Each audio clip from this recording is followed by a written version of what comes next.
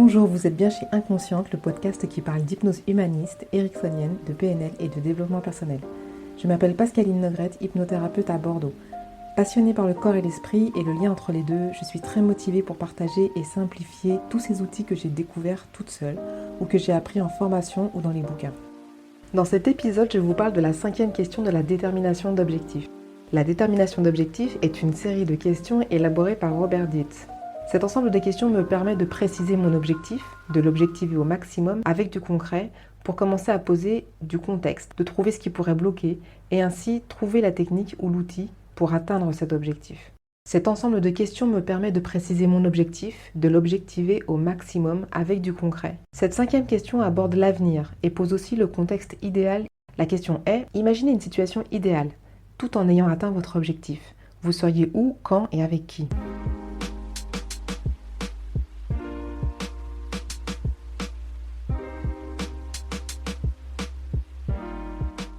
La citation de Picasso, tout ce qui peut être imaginé est réel. La citation de William Blake, l'imagination n'est pas un état, c'est l'existence humaine tout entière. La citation de Shakespeare, l'espérance d'une joie est presque égale à la joie.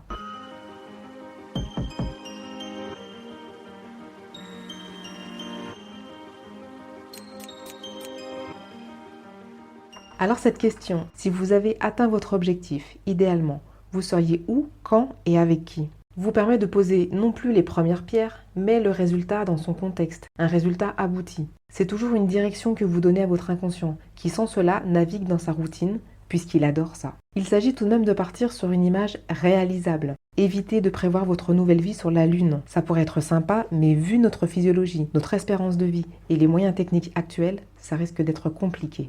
Cette question vous permet de mettre en place une bonne fois pour toutes les modalités de votre bonheur et d'écarter les derniers verrous, les dernières valeurs limitantes qui freinent l'atteinte de votre objectif.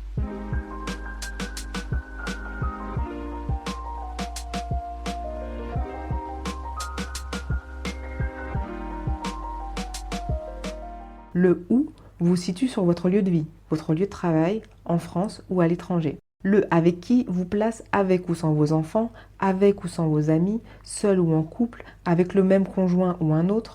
Le quand permet de faire coïncider les événements déjà prévus, les impératifs et aussi de se donner une date butoir. Si je reprends avec l'exemple mes cheveux poussent de 3 cm en un mois ou par mois, le contexte possible pourrait être je serai chez ma sœur, dans un an, chez le coiffeur et nous avons la même longueur de cheveux.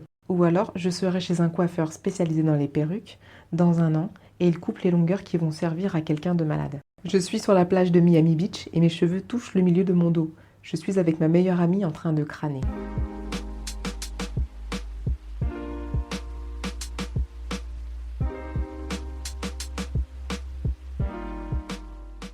Pour l'objectif, je perds 20 kilos en 6 mois. Je fais le marathon de Paris l'année prochaine avec mon meilleur ami. Dans 6 mois, j'aurai été opérée des genoux.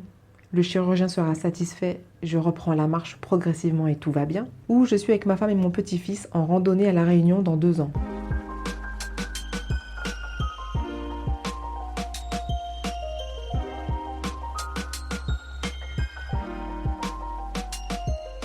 Pour l'objectif, être sereine avec ma belle-mère, concrètement, contextuellement, aller courir seule dimanche prochain avant de me préparer pour déjeuner chez elle, cuisiner à la maison des plats pour lui apporter et partager en famille, méditer en groupe régulièrement dès la rentrée pour m'apaiser.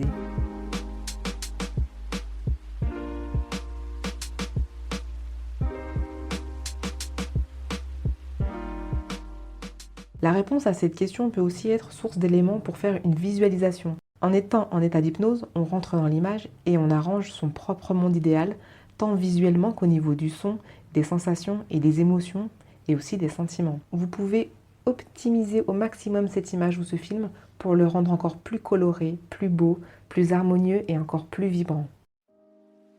Je vous rappelle les citations de Picasso, tout ce qui peut être imaginé est réel, de William Blake, l'imagination n'est pas un état, c'est l'existence humaine tout entière, et de Shakespeare, l'espérance d'une joie est presque égale à la joie. Retrouvez Inconscient pour l'épisode suivant. En attendant, vous pouvez aller du côté de YouTube sur la chaîne Pascaline Hypnose Bordeaux, sur Facebook Pascaline Hypnose tout attaché, et sur le site ou le blog vous trouverez les liens pas loin ou via Facebook. Si vous aimez, partagez, commentez, likez et abonnez-vous. À bientôt.